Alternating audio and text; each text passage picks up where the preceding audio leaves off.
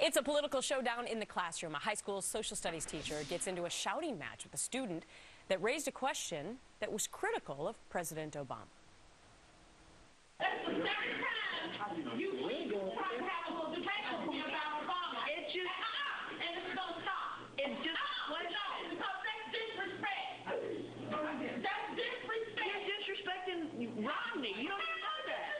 This man is a presidential candidate. But not a president. But he's just a man. Obama is no God.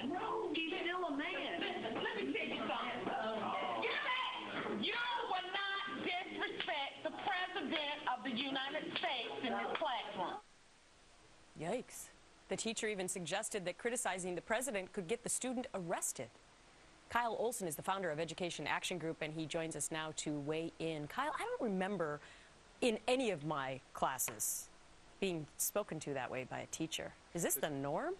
I don't think it is the norm, but there certainly are people who do this sort of thing in classrooms, and it's not acceptable.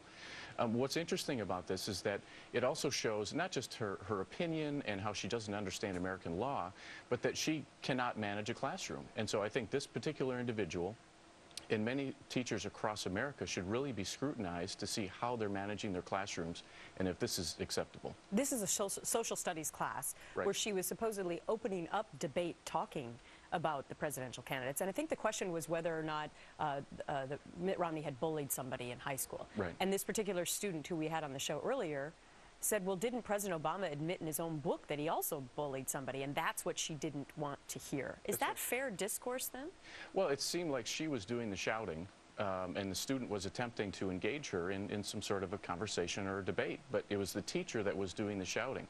And all he was doing, because I listened to this whole thing Sunday afternoon when it came out, was that he was just trying to raise these questions. But she didn't want to have anything to do with that. But she was saying, you're not going to disrespect President Obama in my classroom. And while I think that's a fair point, I would also question whether or not she was making those same sorts of statements about President Bush.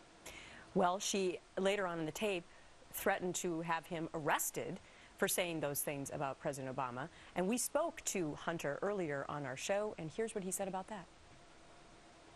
I've been taught all my life that nobody can take your opinion or nobody can take your freedom of speech. And she was telling me just that I could be arrested for slander, and I've been told all my life you'd have to threaten the president to get arrested. So what's happened now is that as a result of this tape, the school board has suspended this teacher with pay. What do you think about that? Well, that's the least that should happen. But what's interesting about this is the only reason this came out was because a student was smart enough to think, I should record what is going to happen, because my guess is that this is not the only time that this has happened in his classroom. And when we're going to see change is when more students are doing this sort of thing, not to create gotcha moments, but to show America exactly what is going on in their classrooms.